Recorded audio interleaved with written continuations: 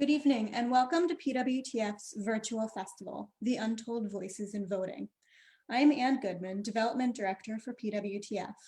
This is our 6th annual festival, and we are celebrating the 100th anniversary of the 19th Amendment. In doing so, we are amplifying untold voices, particularly women activists, whose stories were left out of the narrative of the suffrage movement.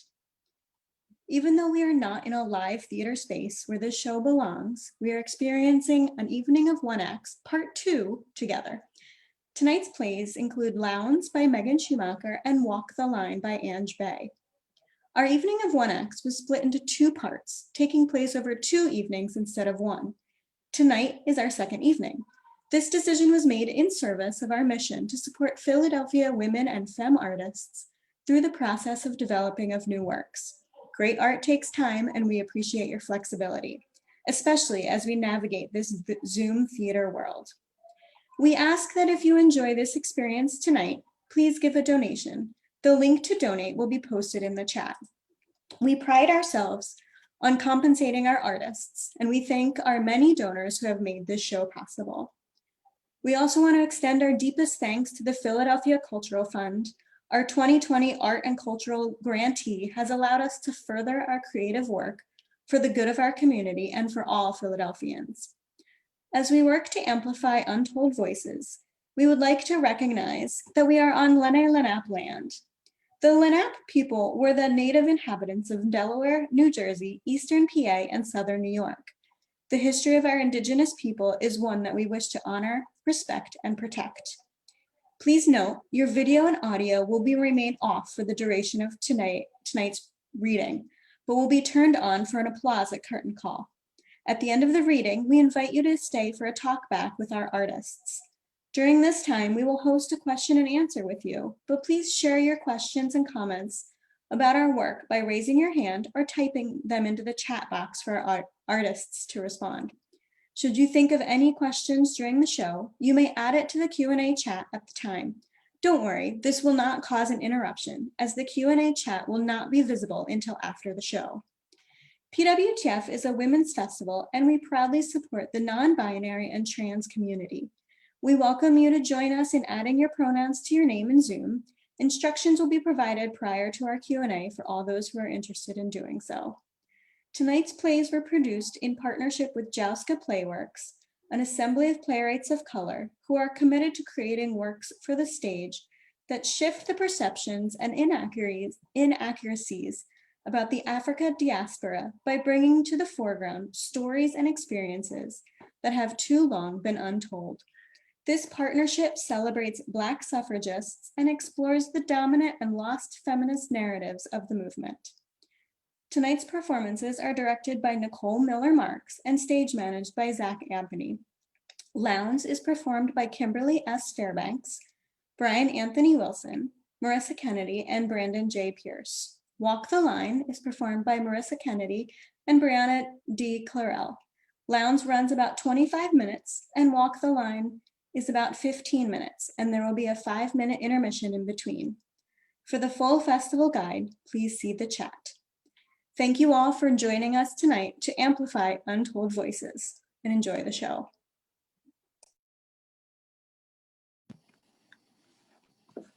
Lowndes by Megan Schumacher. October 1965, outside the home of Mr. and Mrs. C. The house is small, nothing really more than a shack.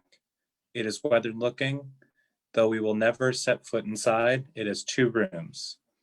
There is a front porch with an overhanging tin roof and a single wooden step leading to it. The wooden floor of the porch is uneven. It looks fragile. The whole house looks fragile, as if a wind could come and blow it over. There is a bench and an old rocking chair on the porch. The front door is open to allow in some air. Mr. C is sitting on the bench putting on a pair of boots. Do you need any help? No, it ain't gonna take me but more than an hour. All right then. Well, I'm going to see if any radishes are up and pull a few if I can. I should probably sweep up a bit too. You watch that them youngsters don't come by here today. I hear they out knocking on everyone's door again. Haven't been by here yet and hoping they stay away. It wouldn't be so bad just to hear them. Now, you know that ain't so. Mr. Scott raised hell. He hear them kids was out here. Better for you and I and them if they just stay away. Well, they don't seem scared of nothing. I thought they wouldn't last a year, and here they are parked over on the Jackson property. They be scared if they have a run-in with Mr. Scott. Scott don't need to know. All up in our business. Well, he'll know, nonetheless. You know that as well as me. It ain't right. It ain't about what's right. You know damn well it ain't about what's right. I know, but I also know these here young people want to be making it right. Lots of folks paying them heed now, more so than before. I was talking to Lillian, who say that they in the hundreds now. She thinks they'll have success with more of us registered. She and some of the other women at the church have been out there helping them. I don't need to be hearing about that woman or any of them there women. They all liable to get themselves killed. You think they had the good sense to keep quiet? Hell, look at what happened to Patty and Leon getting shot at for letting these young folks in their home. Lucky to be alive. I don't need to look at what happened to Patty and Leon, and I know you know that.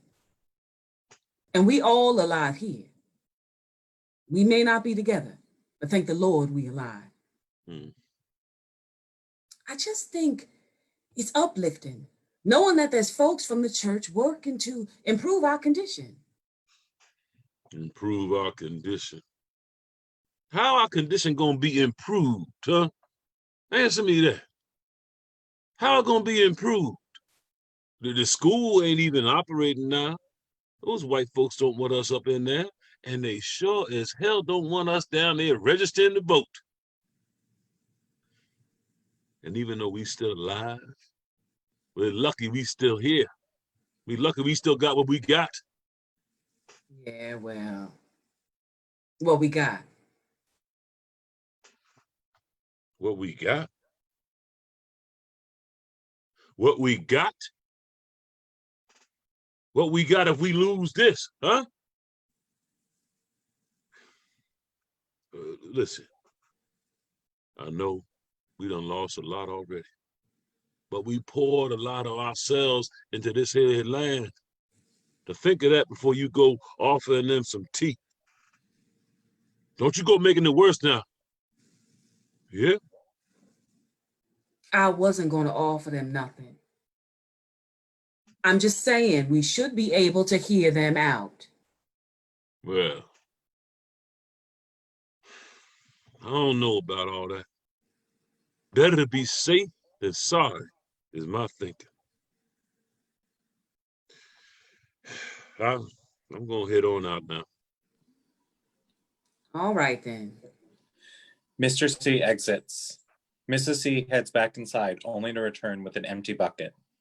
Closing the door behind her, heads behind the house. A car is heard driving up a gravel road, followed by the sound of car doors opening and closing. Shortly, two young 20-somethings enter, young man and young woman. Do you have a pamphlet? Yeah, I got one, but do we really need it? I just think it looks professional, and it offers a decent breakdown for folks to understand what it is we're doing here. Yeah, but it's not like they're reading it. I can't believe you just said that. You know I didn't mean it like that. No, actually, it sounds like you being a bit sedity, brother, if the truth be told. This is about educating as much as it is about getting the numbers up. You know that ain't true. Sedity. Shit. How you gonna go calling me sedity? You're the one implying the people we're trying to help aren't reading our literature. You know it isn't about them reading it or not. It's about including them in every aspect of the process and empowering them. The way you talking, it sounds like you're not with the program. I'm with it. It's just,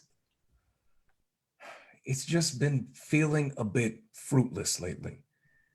These last couple of days, we seem to have stalled. It just seems people are too scared.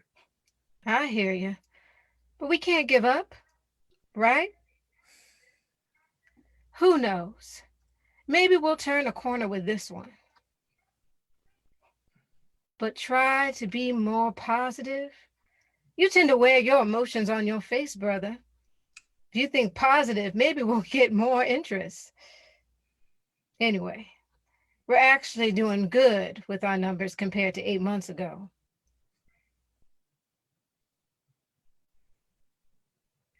It looks like they might be out. Why do you say that? You ain't even knocked. I don't know. I can just tell these things. It's quiet. Young woman knocks on the door. While she does so, the young man attempts to look through the crack in the parchment of the window or the boards of the house. Knock that off. You ought to know better. Hell, you liable to get shot. Someone catch you doing that? I couldn't see nothing. I'm gonna check around back.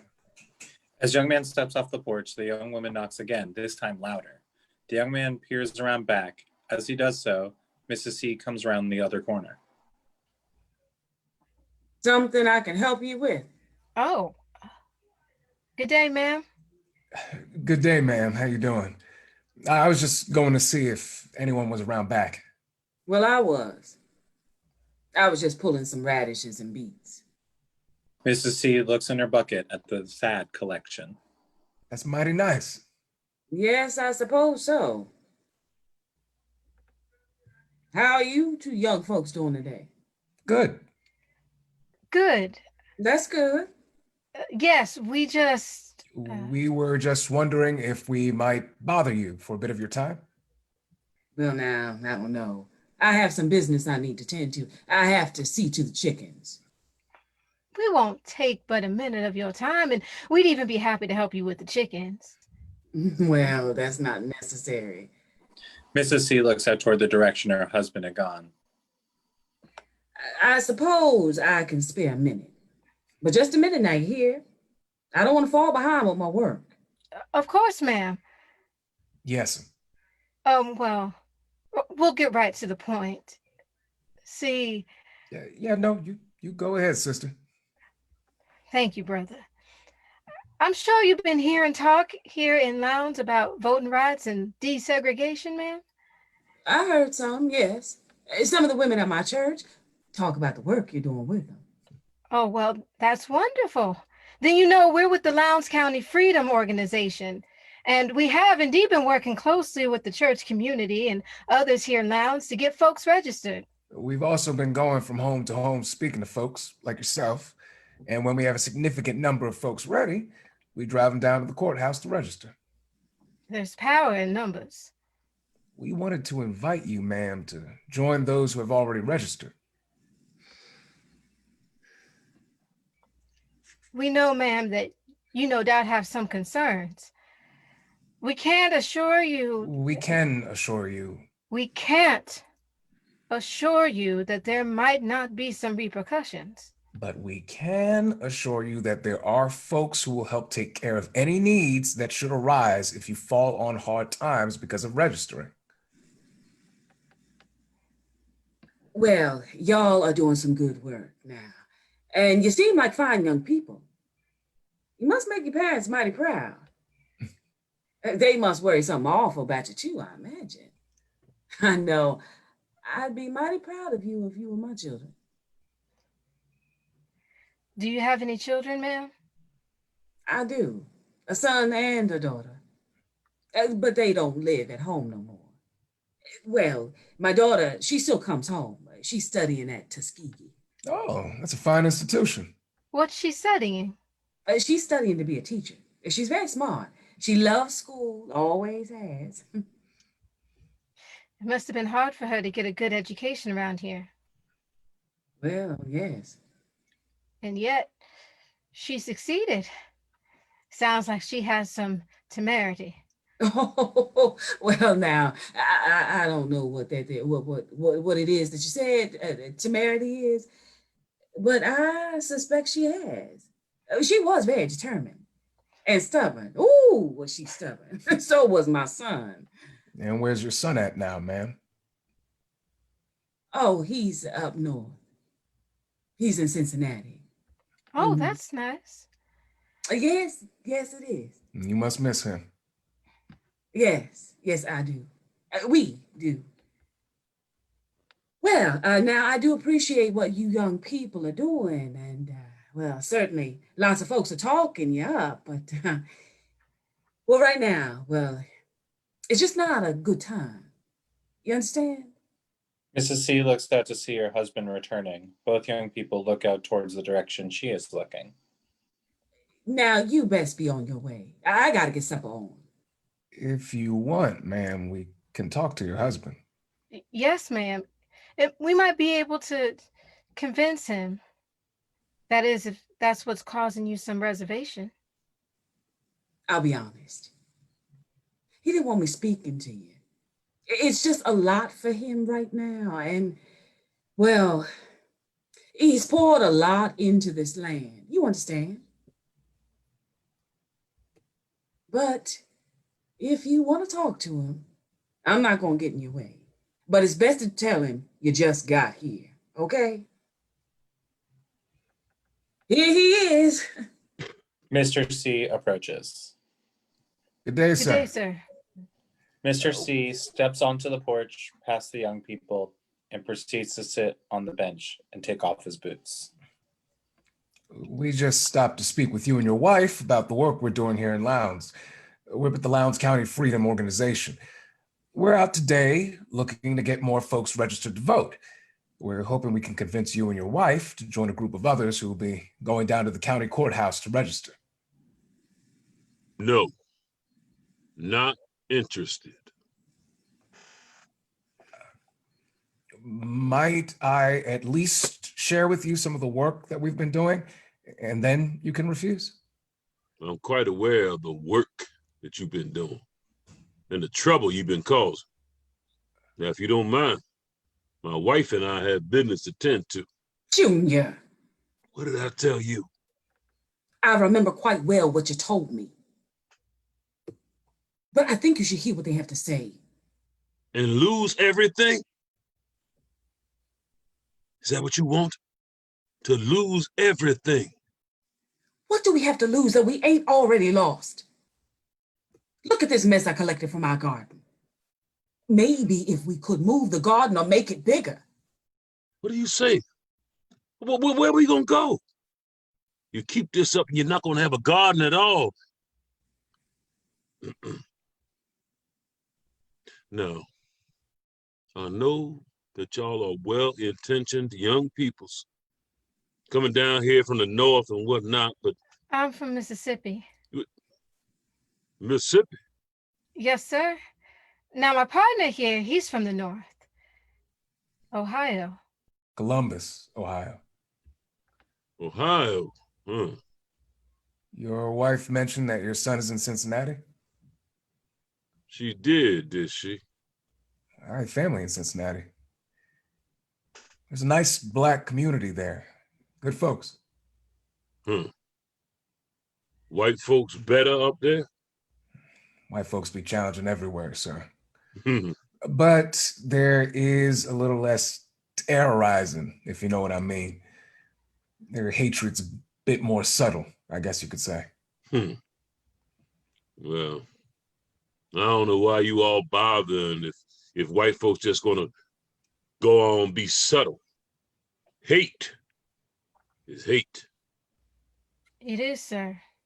But through voting, we can begin to access power. We can elect folks who have our interests in mind. We can even elect people from our own communities. It ain't that simple. And I think you know that. As far as I can tell, white folks ain't gonna be giving up their power anytime soon. You spoke of losing your land, sir. I take it the landowner's been threatening you? Look, earlier when my partner and I first got here, she mentioned to your wife that we couldn't guarantee that there wouldn't be repercussions. But we are prepared to help folks who register to vote and are put off their land. So let me get this straight. This here farm, which is the only thing we got, you want me to sacrifice it so that I can vote? We know that's asking a lot, sir, but But we also know that these white folks in Lowndes will threaten to take this land away from you regardless of whether you vote or not. It's not just about voting. And we're asking folks, what are you willing to sacrifice so that you can bring an end to these threats? We'll get out of your hair now, but before we go, my partner has some literature to leave with you. Perhaps you can take a moment to look it over? The young man finds a pamphlet and holds it out for the taking.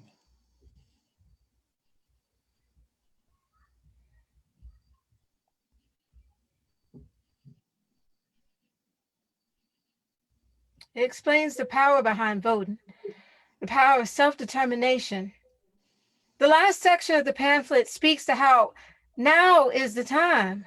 It says, if ever we had a chance to do something about the years of low pay, beatings, burnings of homes, denial of the right to vote, bad education, and washed out roads, now is the time.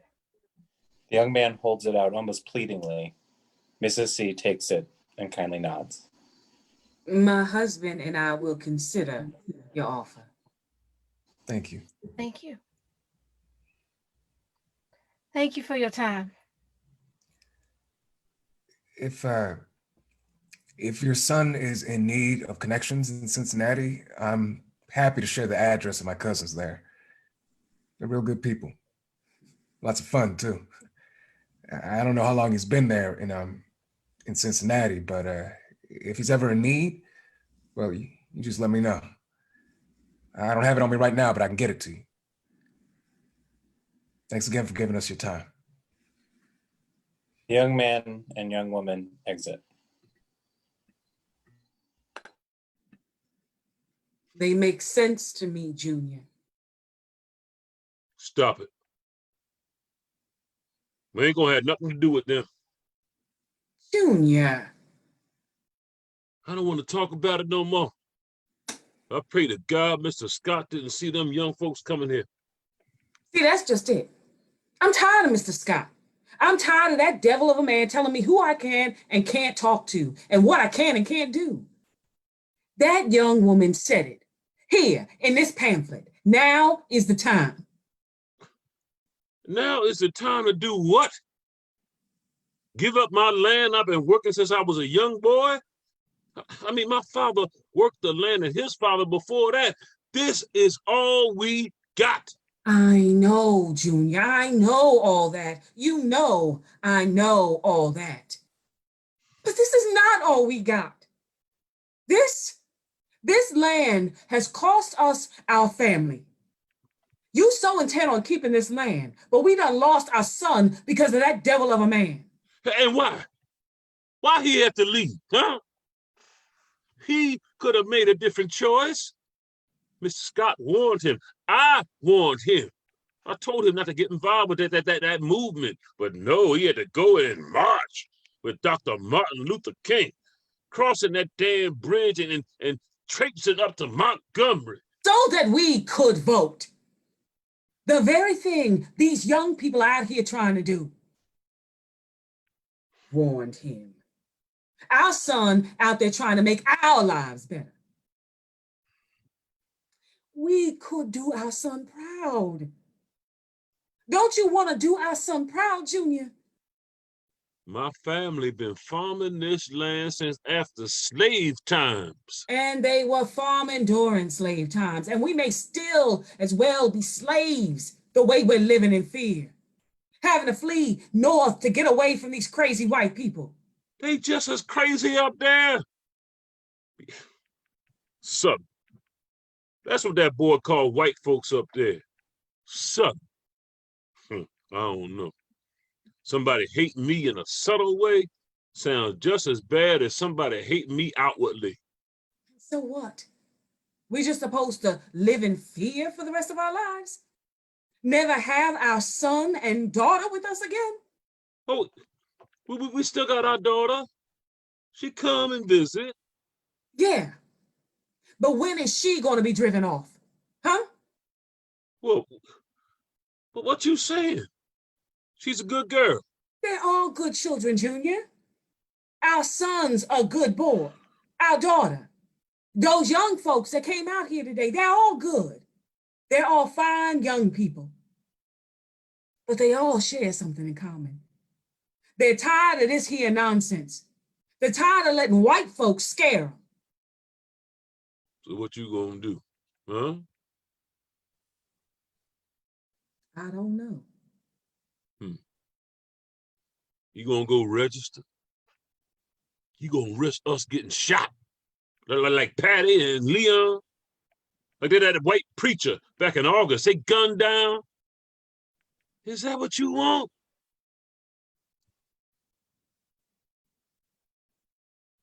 What are you asking me to do? I'm asking you to give it some thought. That's all. Just think about it. There's so much we've been holding in. So much we don't talk about, but I'm tired of being silent. We have every right to vote. The government say so, no matter what Mr. Scott say. Now you really think our lives gonna be better? I don't know. I don't know. But we ain't got much left to lose. This land, honey, I know your family been farming it for over a century, but it ain't ours. Mr. Scott, he robbing us blind. If we did register and Scott kicked us off the land, we could go stay with my sister. Oh, hell no. Now, she ain't that bad. She bad enough. All upright and fussing. Well, she ain't no Mr. Scott. No, she's not Mr. Scott. Mr. C takes the pamphlet from his wife.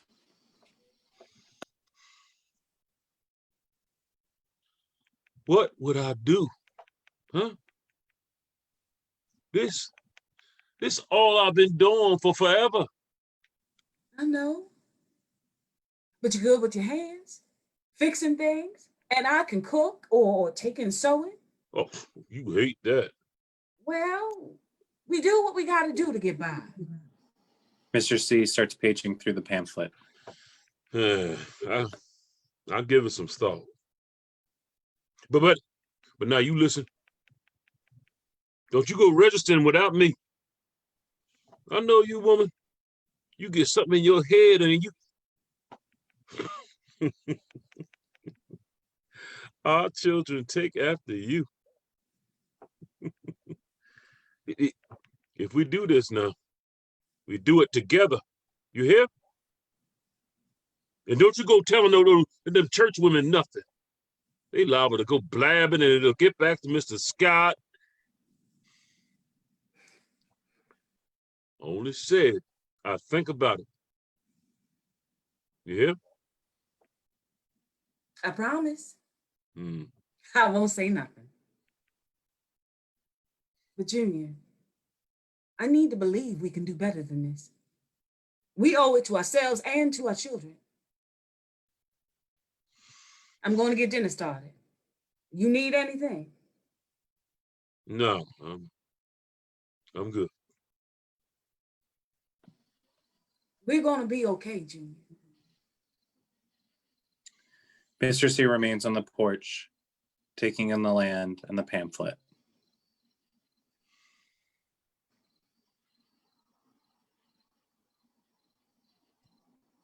End of play.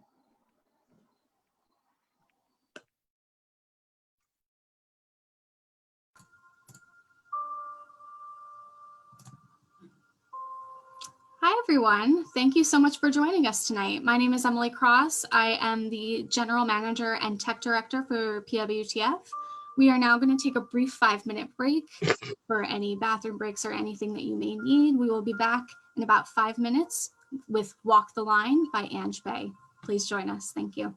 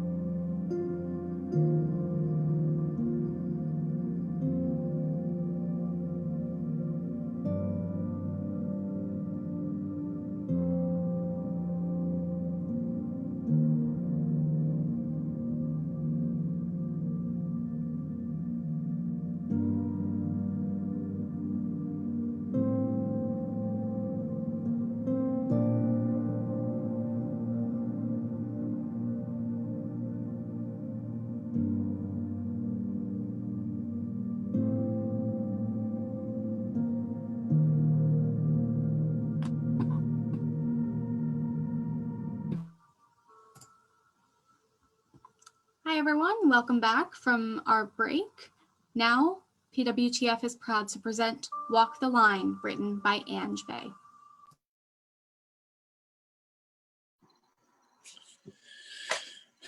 Walk the Line by Ange Bay. A protester in Philadelphia said she never thought her right to free speech would cost her life. But as NBC Action News reports, that's exactly what protester Simone Watkins, 28, of the city's Grays Ferry section, says happened yesterday at the peaceful protest at the homeless encampment on Woodland Avenue. Police arrived at the scene of chaos and destruction as about 100 homeless and their allies defended the illegal development set up only steps away from a neighborhood playground. In an effort to clear the demonstration, authorities had no choice but to lob tear gas into the crowd, to which protesters lobbed the canisters back. A police officer shot rubber projectiles, and one of them hit their leader, Simone Watkins, in the head, leaving her blind and in critical condition at the University of Pennsylvania hospital. Simone Watkins was in the middle of an impassioned speech on top of the jungle gym when tragedy struck.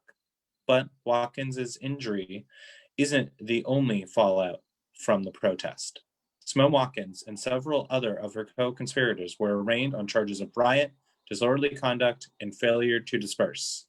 The encampment, which is an eyesore and safety hazard for the community, had been ordered to close 3 days prior to yesterday's incident.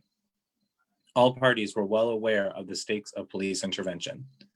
Simone Watkins' attorneys say she did nothing wrong, citing the First Amendment. As Watkins clings to life, her attorneys are pursuing a civil suit against the police for what they say is, quote, a clear misuse of force.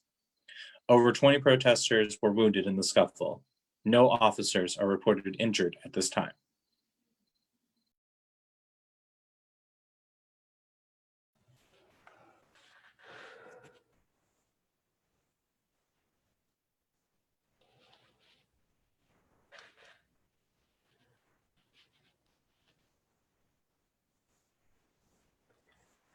I got my heart in my hands. Hands up, don't shoot.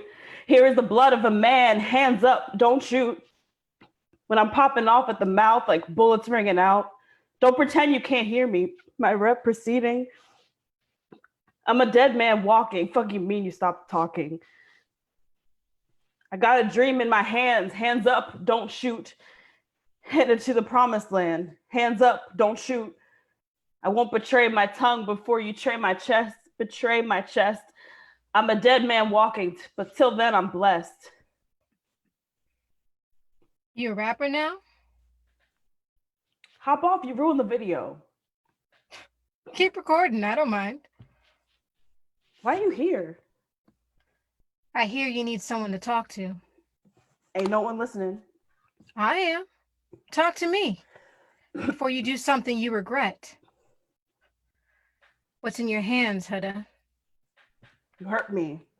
I don't like repeating myself. They got your story wrong.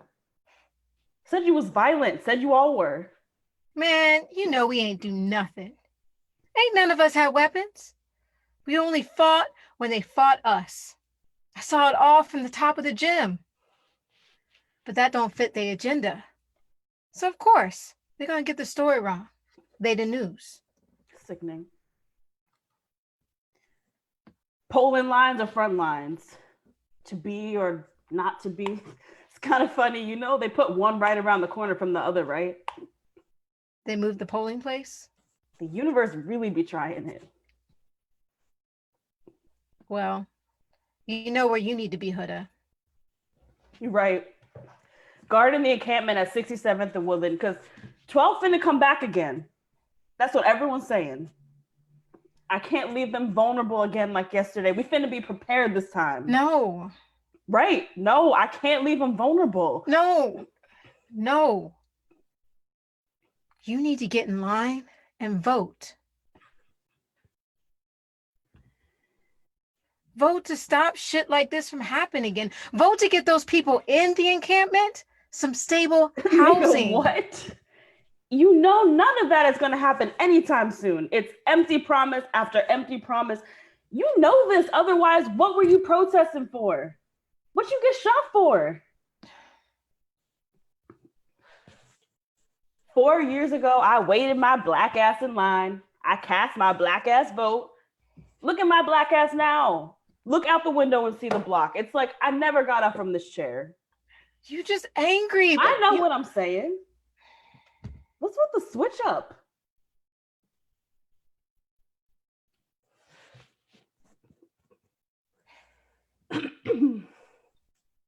I'm guarding that encampment today. No one else gonna get hurt. And don't pull no mess saying that I can do that and walk around the corner and vote, because you know every minute I'm gone from the front line is a minute I'm leaving someone at the mercy of the pigs. And if the universe really wanted me to do both, they'd make the polling line shorter and keep the booth open longer. But it's calculated and disrespectful like that. So don't talk to me like I don't know the stakes. I'm sorry, but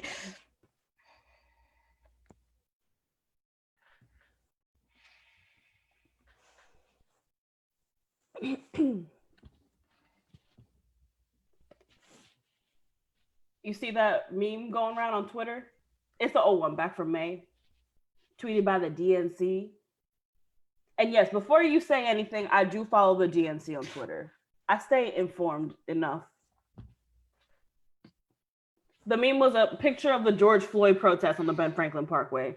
Tens of thousands of people of all shades marching, fists raised, mouth open, screaming, "No justice, no peace, fuck racist police." And I know that's what they were saying because I was there. we both was. So the DNC tweeted that picture with some blue bubble text laid over it, spelled out, "Keep up this energy until November, march to the polls." And I just found it so funny because we wasn't marching for no punch cards or this so-called democracy. We was marching to a wrecking ball to tear it all down, build something new. You can't speak for everyone. But they can. I just think it's funny how people be saying the system is broken, when nah, the system is functioning the way President George Washington intended to. It's a well-oiled machine, and I ain't interested in replacing cogs. We tried, we can't. Come on, Huda. You said you let me talk. So the DNC tweet, and niggas get shot 7 times in the back running away from the cops. The DNC be the cops, be the same one cuffing niggas to hospital beds, even though they paralyzed from the waist down. And the DNC be the same ones on the news in their suits talking about keep that same energy till November, saying nothing like they saying something. And not even knowing who they speaking to, or at least they're not speaking to us, because it's November now. And it's clear to see ain't nothing changed here. The energy ain't changed here, and it won't after the election either. They ain't talking to the hood, because the hood always gonna say the same. And they like it that way because it makes their suits shine and their paychecks bigger. DNC, you expect me to get up off my black ass today and vote for the same nigga who wrote the crime bill and told me I ain't black because I had the nerve to step to him, to hold him accountable? What's your issue with holding niggas accountable? And for the Democrat cop that could have very well been the one to pull the trigger. But she didn't. You're missing the point. Come on, Sam, how a vote gonna make this right? When has anyone cared about a civil servant from 67th and Woodland? Niggas applaud the fuck out of you when you get out of the hood. Niggas run for president, forget they people, and change their name to Obama. But what are we uncivil niggas supposed to do while we still here? Some of us never get out. Some of us don't want to leave. I know who my people are and they need me today. I'm not leaving them unprotected. Now, do you need to ask me again what I got in my hands? I've got a protest in my hands. I've got my national anthem in my hands. So why are you recording then? What is this supposed to be? You know what this is. A suicide note? I don't want them to get my story wrong like they did to you. You're fitting to be a martyr. You realize you can't protect anyone if you get yourself killed. People ain't start looking till we started dying anyway. You just told me no one was looking at all. Which one is it? I don't know.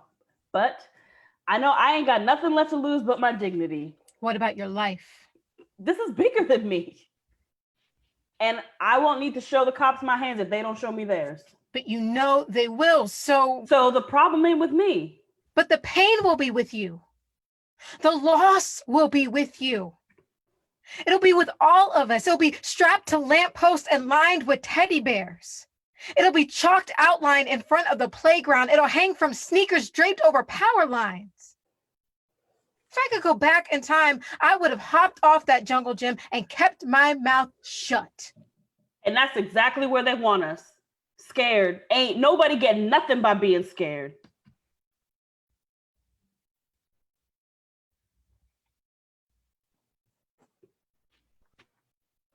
What is your plan beyond being a bodyguard?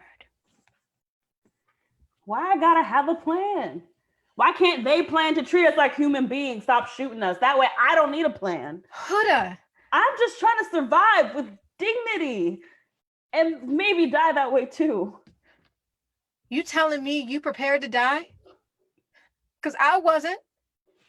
None of us want to die.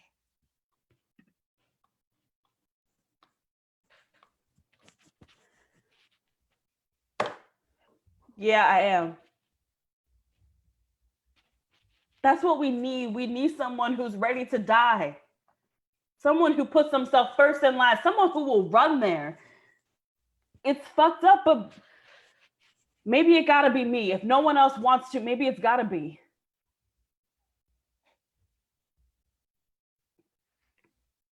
Can I talk now? I don't disagree with your passion or anger. You've already made up your mind. That's clear to me now. I don't know how to convince you to find peace. I don't know how to convince you to vote. I know for you, those things are at odds. I know I want you to live. But you're right. There it is again. Fear. There's no way to live being scared into submission. You're saying there's lines we need to cross. And I'm hearing you now for the first time. Who am I to tell someone braver than me to fall back? I'm sure there were people telling King the same thing. There are people telling Miss Davis that now. And she's still here. She's still fighting. She's going to vote for him. And I don't know what to make of that.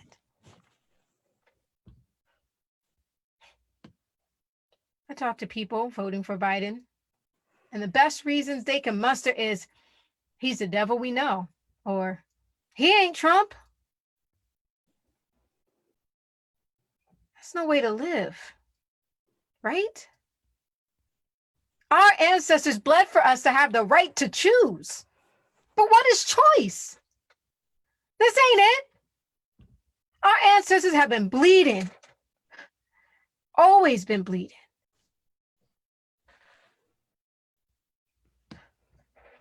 We are our ancestors. With every second that passes, we are someone else's ancestors. We are making history with every breath. This is our legacy right now. What are we leaving behind? You asking this?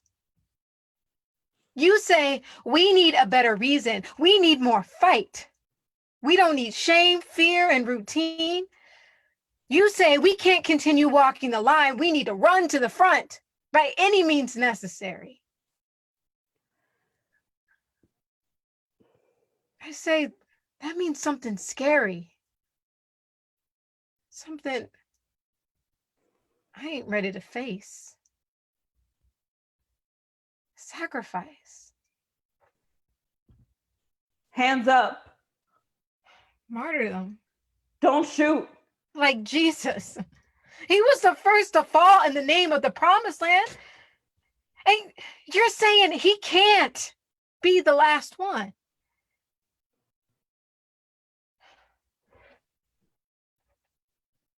Maybe we will die without having seen the end of this. I did.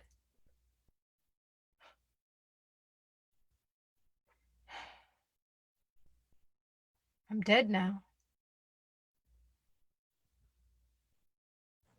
I figured.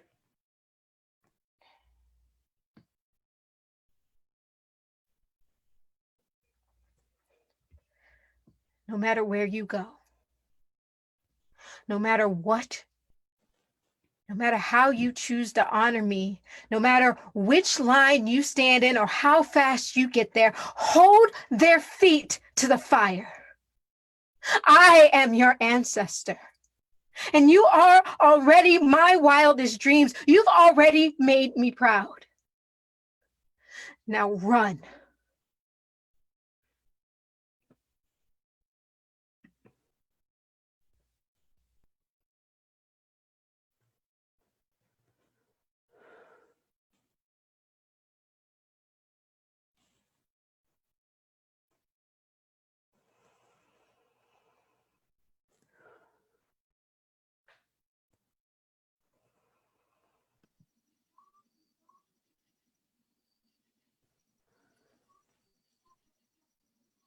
Goodbye.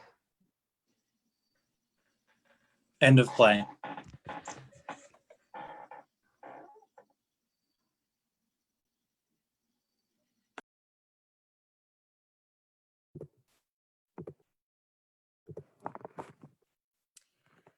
All right, everybody, thank you so much for joining us. So my name is Kristen Curley. I am the marketing manager for the Philadelphia Women's Theater Festival. I will be facilitating our post-show conversation, so feel free to stick around. As a reminder, please, at this time, if you'd like to add your pronouns to your Zoom name, this is a great time to do it, as you will all very shortly be brought into the Zoom as panelists, so we can all have a conversation. So in the meantime, you can type your questions into the chat and I will share them aloud in the order that they're received. And during the Q&A, we welcome your questions about our work as it relates to the artistic and development process, the actor's experience, the director's vision, the characters, the plot, and the Zoom theater experience. But before we get started, actually, let's get you all into the Zoom room, and then once everybody's here, we'll all have a round of applause, and then we'll start our Q&A. All right, I see some people are popping in.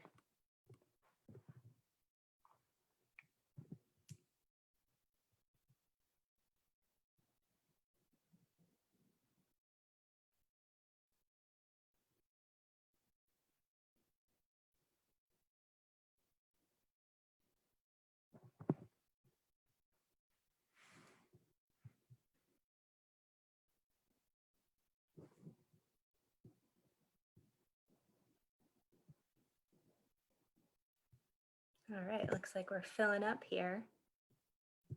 All right, so we have a decent amount of people here. I invite you all to unmute yourselves and we'll do a big round of applause for the artists involved in both Lowndes and Walk the Line.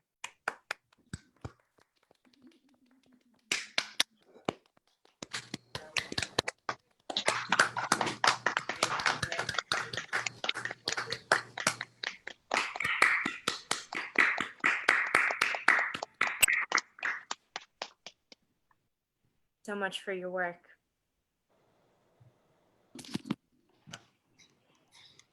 All right, so I will just give everybody a couple of minutes to get their brains going and their questions started here. And in the meantime, I guess I can start with a question for Megan Schumacher, the playwright of Lowndes. And I want to talk about, I guess, Megan, if you actually could talk a little bit about the importance of community as you see it in your play, because I thought there were some interesting dynamics between the community or lack thereof for the C family. So is that something that you thought about, or, you know? Yeah, no, it is. I definitely, actually, we were talking about this a bit during our rehearsal today. I think what we were talking about was the importance of the Black community and the way in which the Black community has been there to lift each other up and support each other. And so that was a very, very much a central part of my play. And that's actually central to what was happening in Lowndes as well, that Black families who maybe owned their land opened their land for others who were ultimately kicked off of their land as a place where they could stay. And when they did go to register, because a lot of Lowndes was about 80%, a little over 80% Black, but white folks, white families owned 90% of the land. So there were very few folks, Black folks, who owned land, but there was a family or two that definitely, who did own land, who allowed Black folks and even the SNCC members who were doing some of the work, like Stokely Carmichael, to live and sort of use their land as either as a tent city for those who were evicted or as their base for the SNCC folks. Yeah, thank you. And hearing you talk about the demographic makeup of Lowndes, how I think you said it's 80% Black, and so I'm interested in why you chose to have one of your characters be from somewhere else. Well, the SNCC members, the members of SNCC came from all over. They came from the North and the South. And so I thought it was important that Brandon's character, the young man, be somebody who wasn't from the South. Just, you know, to sort of speak, one, to the fact that there were a variety of folks in SNCC, and also that when Mr. C is just assuming that they're all from the North, that sort of outsider, you know, the hesitancy of somebody who's outside of the community coming in, which is why when the young woman's like, well, I'm from Mississippi, it throws Mr. C off a little bit. Yeah, very, very interesting. Thank you.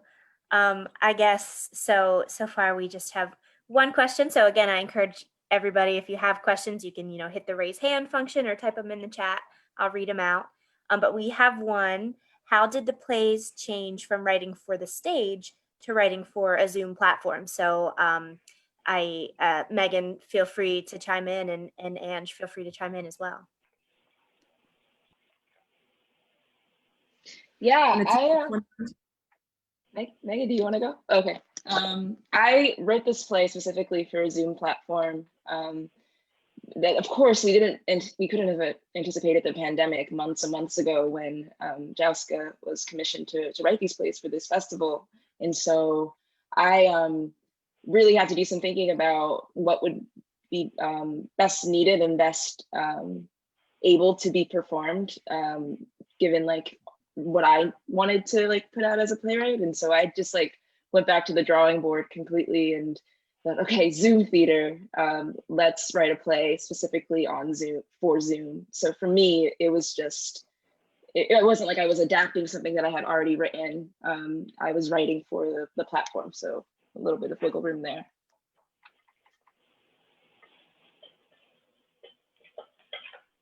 Yeah, thank you. So just to follow up with that, what elements, I guess, were you focused on? I was really intrigued by your use of silence in the piece, especially at the beginning. It's like so uncomfortable.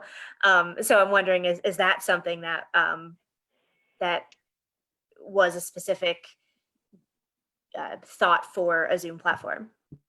Yeah. I was thinking one of my my greatest privileges is that as a playwright, I also act, and so I thought about Zoom theater as like a holistic sort of experience, and I was trying to think of like what we have the limitations of this screen, and so silence on stage is obviously a very useful tool, but on Zoom, like this lagging thing and literally silence speaks and resounds so much more loudly, I think. And so I wanted to take advantage of that discovery that is often a frustration when I'm on Zoom calls and trying to connect with others.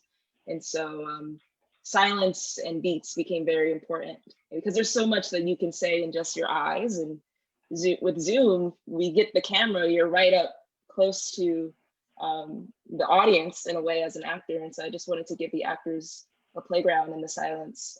So that's why there's so much of it. Yeah, thank you. And I'd love to hear from Brianna and from Marissa as well about both of your experience with that silence in particular. I don't know if Marissa's there. I was like, it's funny that you said that because it didn't feel as like it felt regular because those moments needed to be there, I guess. And I also like arranged my screen so that I was not staring at myself as I feel like usually happens. But yeah, those moments just like felt really just felt super necessary to breathe through or not breathe through all the weight that Ange put into this little 15 minutes. Yes, I agree. They were absolutely necessary for the breath, but then also just to make certain realizations and switches, and just knowing.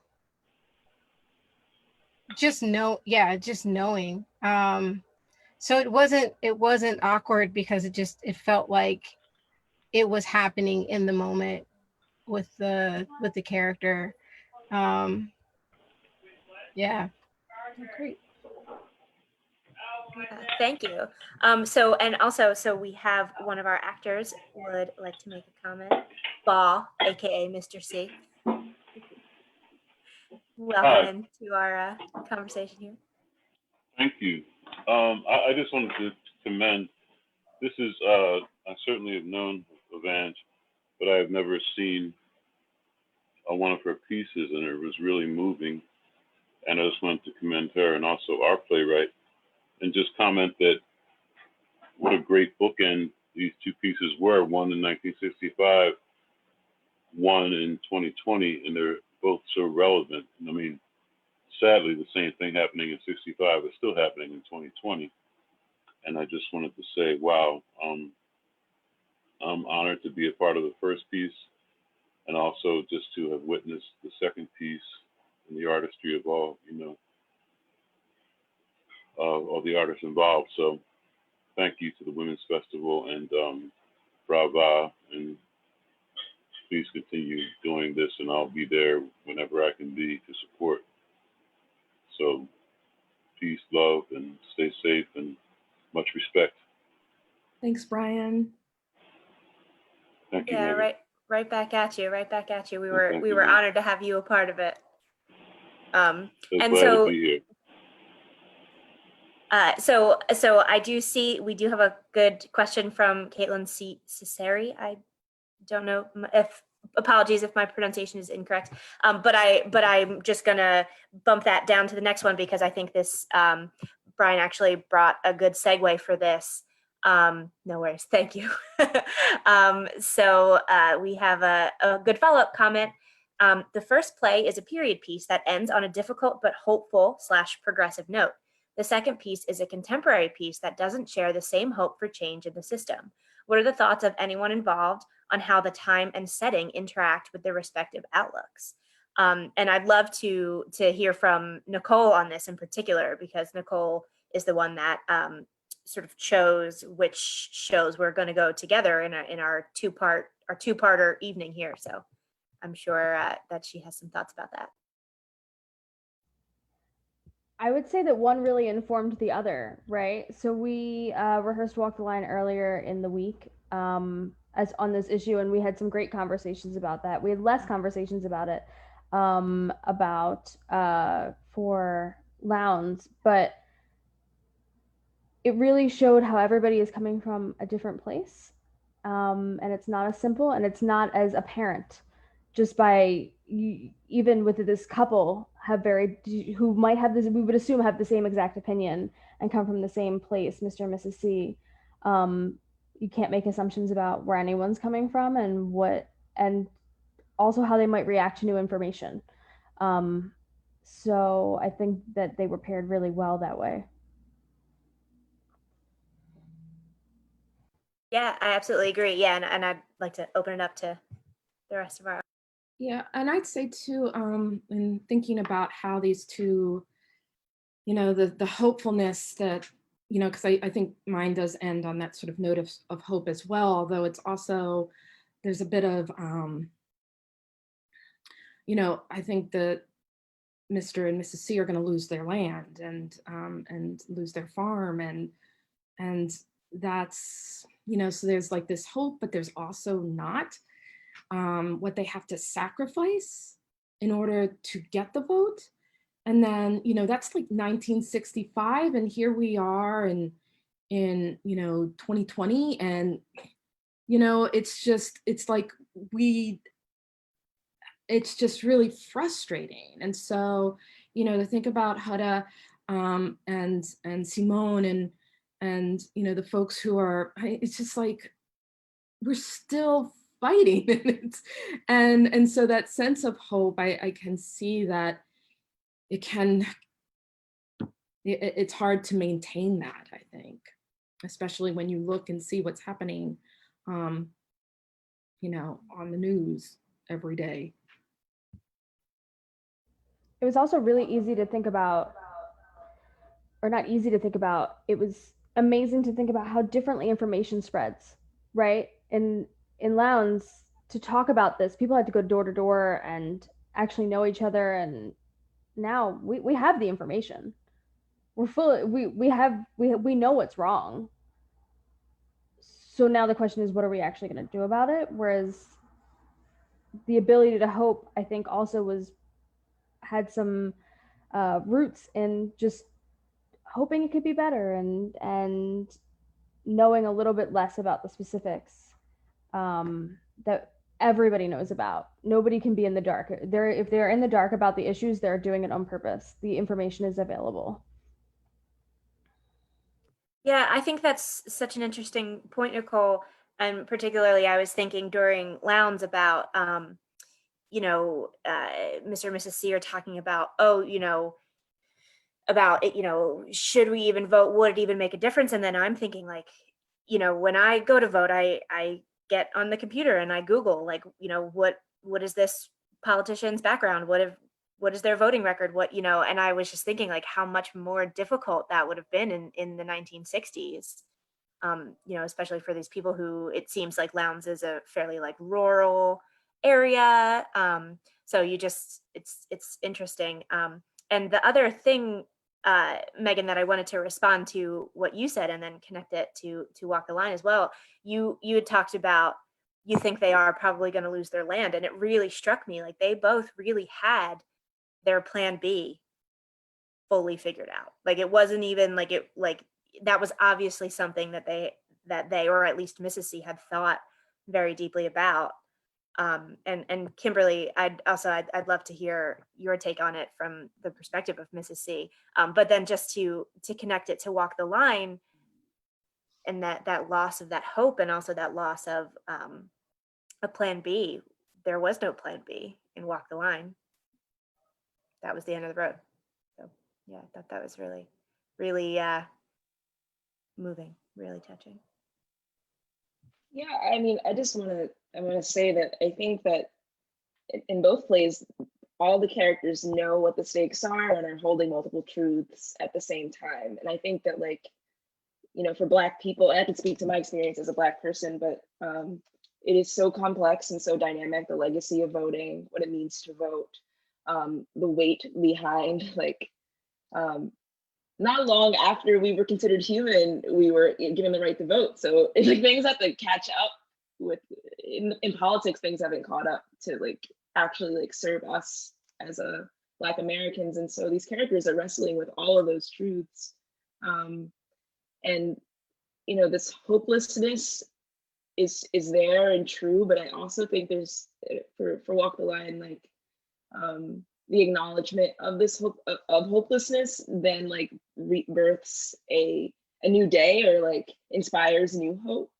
And I think that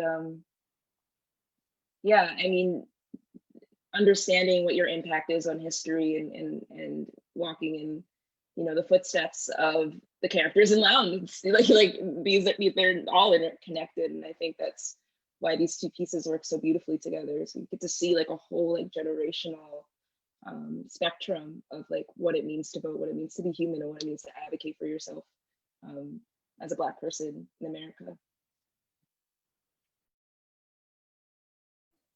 One of the things I wanted to add, because I agree with everything that Ange just said, and I think that what struck me with what she said is what I find in both of these pieces is the resiliency of our people and how we are forced to be resilient even in hopeless situations and circumstances when, and then not, especially in these pieces, not finding joy in their lives, finding joy in the everyday and in the mundane, so that the fact that life has not caught up with their humanity, society, the powers that be have not caught up with them being humans and allowing them to have the full breadth of liberties and justices that African Americans deserve as people,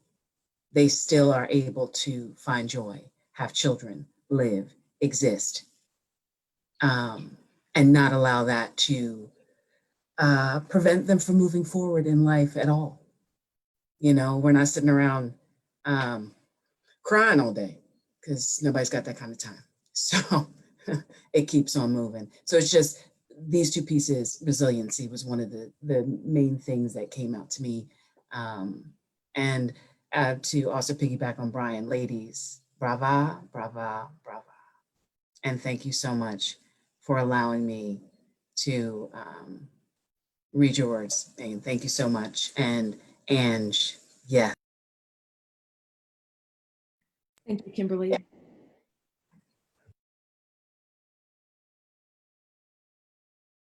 Yeah, absolutely agreed. Absolutely agreed. Great. So let's move on. I think there is a question for Ange. Let me get back to my question from Caitlin here, who very patiently is waiting. Hi, Ange. Were the homeless encampments in the play from the get-go, or a recent addition to your play? Were they in the play from the get-go, or were they a recent addition? I know there was a recent protest about protecting the homeless, and I know a couple plays were edited after COVID. And yeah, I think many of us here in Philadelphia are very aware of the encampment that is in the center of our city right now. People are struggling. What's your take? Yeah, to be real, to be 100, I wrote this play like 3 weeks ago. And so, yes, this is like all on my mind. I was pulling from a lot of current events, a lot of emotional, internal stuff that I needed to work through about my own feelings about voting. I grew up in 67th and Woodland. I grew up in Southwest Philadelphia, and there is a homeless population there. But there's no encampment to my knowledge. I haven't been back in a few years. And so, yes, it was all compounded. All of these current events and my own lived experience were compounded into this play, and to make it the most poignant that I could be for this moment. So yes, it's all related. And obviously the George Floyd protests, they were happening. They're still happening to this day. They're happening on the Parkway in May, and they're all across the city. So these are all things that you can look up and see very real life connections to.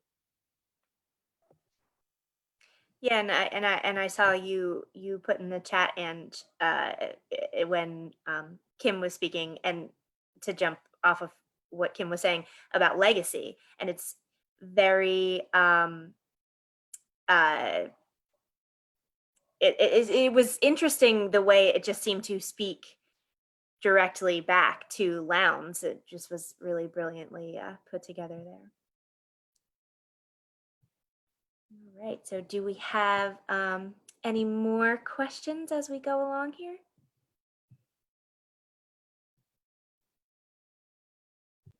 I have a question for Ange.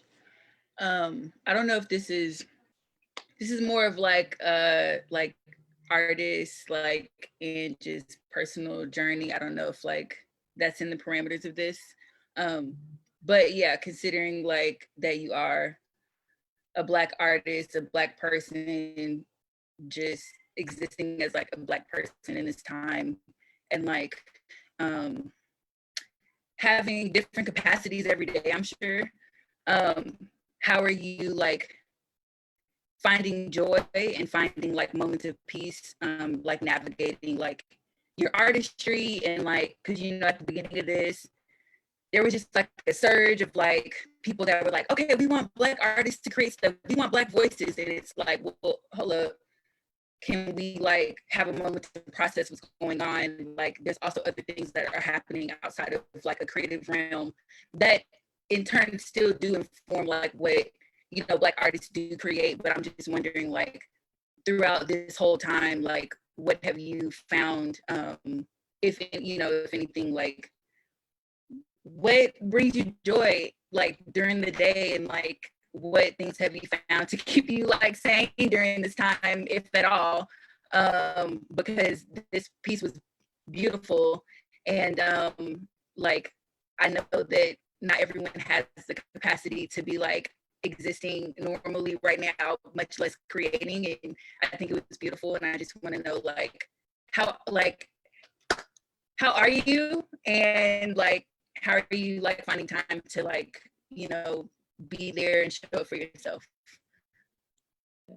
I appreciate that so much, Deja. And I laugh because like, how are you is such like a front question for everyone right now. And so I appreciate you for asking it simply.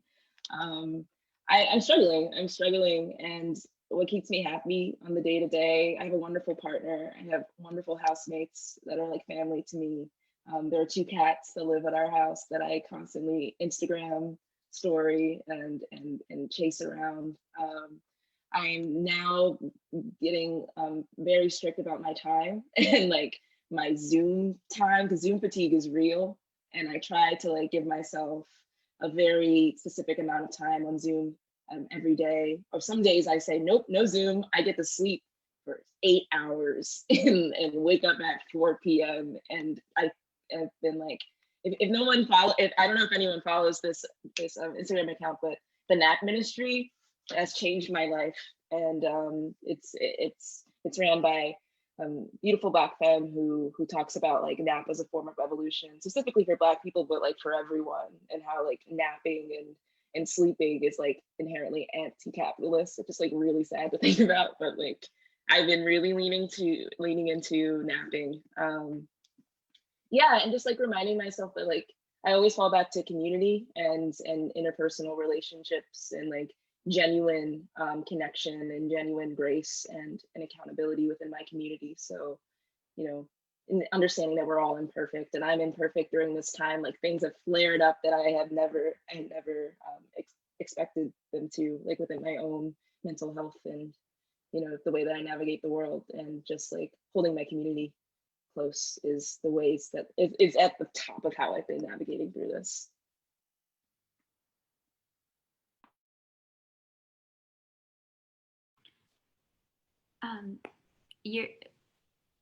I'd love to jump in with a question. Hearing the term Zoom fatigue and recognizing how real it is, as you've said, Ange, is just brings me to this paradox of where we experience this type of fatigue, and yet Zoom is our vehicle for you know, projecting our art and our creativity, which we need so much in this moment. So I wonder about the actor experience, but also about their writing experience, because particularly with the end of Walk the Line, it's so powerful, and it's incredible how powerful and moving it was like that simple blackout experience over a platform like this. And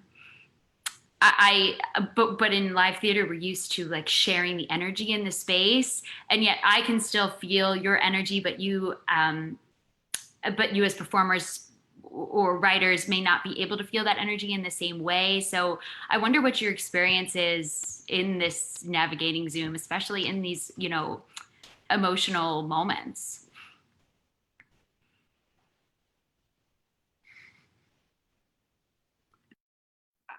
I think Zoom, I can't speak as a performer, but it's hard to know, like, especially so like in this platform where you aren't really getting the feedback from the audience. Like, I don't know if I had watched it on Facebook Live, if that would have been a different experience. Because I'm not really, it was very quiet, except for the performers who were amazing. And so I was responding, but it's hard to know how others are responding, or even who was watching, because I don't know who was in the audience, and I know who was here for the this talk back, but I don't know who was in the audience. So it's really also weird not knowing who's actually watching the play at all. So yeah, maybe nobody, who knows? Although clearly that was not the case here. Very true. I'm trying to remember your question word for word, but it's hard. This is my Zoom fatigue, my fog brain. My God. Can you just briefly restate what your question was? Sure, absolutely. The gist of it, I was long-winded.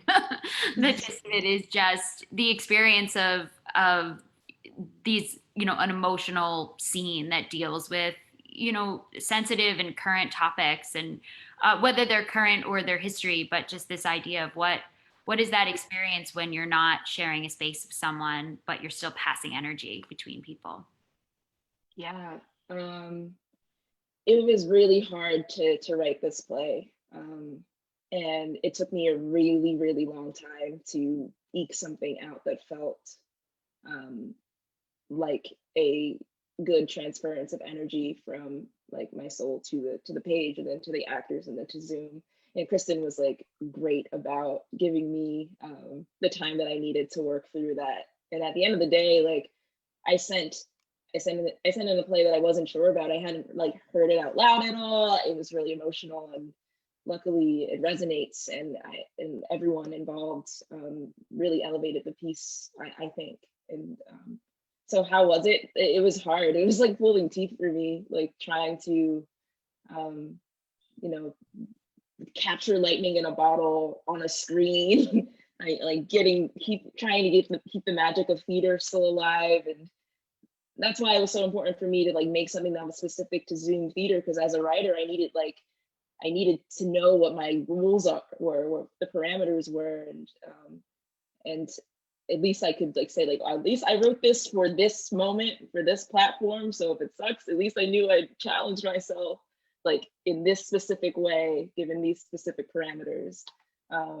So I needed to set rules for myself going in order to like be able to do what I did, and do that and have that energy transference that felt real. So hope that makes sense. I was just gonna say that the debrief Q&A talk back helps, because I definitely was like, I'm not feeling well, I'm gonna log off immediately after, and then I was like, nope, I need to like process, debrief, be in virtual space with people to just like be in the feelings for a moment. So I'm grateful for this little situation.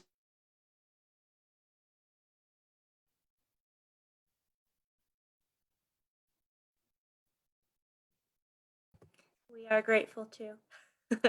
I was just I'm glad you chimed in there, Brianna, because I was just gonna throw it to the performers as well. I'm wondering about the experience of receiving these two pieces and knowing, it's going to be happening on Zoom, and how does that impact your process, and also knowing that, the playwrights are likely going to be in the room with you, and all of that whole experience.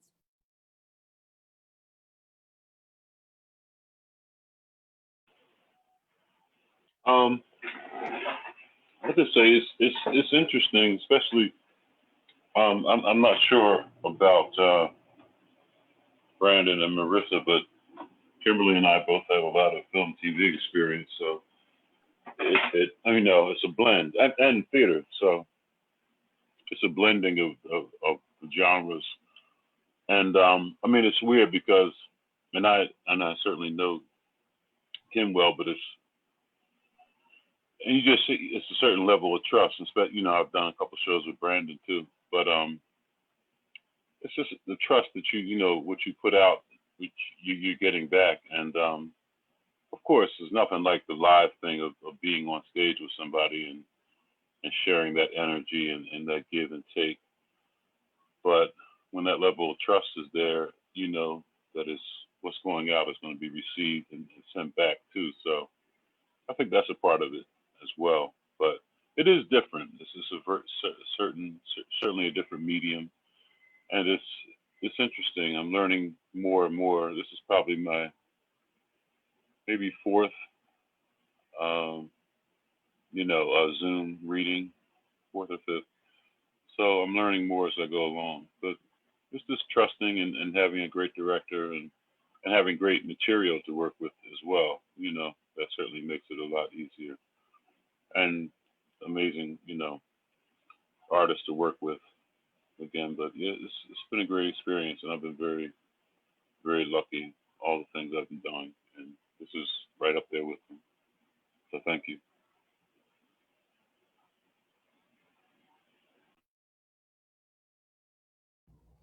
As a director and as a human, I battle pretty crippling anxiety, and all the little things that I've learned over the years to get to know people fairly quickly to tell stories together are like sharing a brief meal or spending 20 minutes all of that is gone because of things like Zoom fatigue. I'm not going to keep people on Zoom any longer than I have to. So the chit chat we might have had that would have helped us talk about a story in an hour is much briefer, if there at all. And it's hard. The connections that you have to tell these very nuanced stories, you have to just trust each other almost instantly, and that's hard.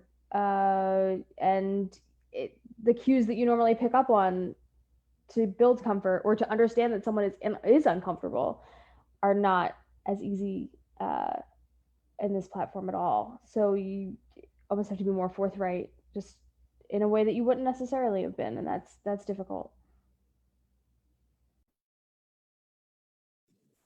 I think, as Brian said, that yes, it is definitely a different medium, and I agree with Nicole and with what Ange said earlier. The fatigue is real. However, with what Nicole said, the making things being briefer and things being faster, it makes it work a lot more like film and television. There's a lot of hurry up and wait in television and film, but when you are on set, when you are shooting, it is quick. You get in, you shoot your shots, and then you're out. And so, and needing to be prepared, needing to be ready, needing to be on, not having hours of time to belabor a point or to flesh it out or to suss things, sometimes ad nauseum, because theater people, we like to talk. So brevity is not our strong suit. So, but that said, in this medium, you're forced to do that. And I think one of the wonderful things that's going to come out of it is those people who haven't worked in the other mediums yet, when they decide to, they will be prepared to, because they will understand how it works and what they need to do it. And as Brian said, and as Nicole said, trust is there. I love Brian. So, who doesn't? But I love that man. I love working with him. And I've worked with Brandon many times. I love working with him. Marissa and I, this is our first time getting a chance to work together, but I do know who she is and know her and love her energy and spirit. And so going in and having great material, having a wonderful director right there at the helm, can't go wrong. And so this has been fun. And so thanks. Yeah, thank you. All right, so I guess we can perhaps do our last call for questions here before we say our goodbyes for the evening. We were did want to mention we got a lot of play out of the cat comment from Ange. Our chat is blowing up. That yes, the cats are saving us. We're all very grateful for our cats. Personally, my dog, but I understand the cat thing too. Polly says, no question, but amazing job to the entire creative team. Agreed. Absolutely agreed. All right. Well, with that, I guess we can wrap it up for the evening. Again, thank you all for joining us. Thank you to our artists. Thank you to everybody, our audience. Have a great night.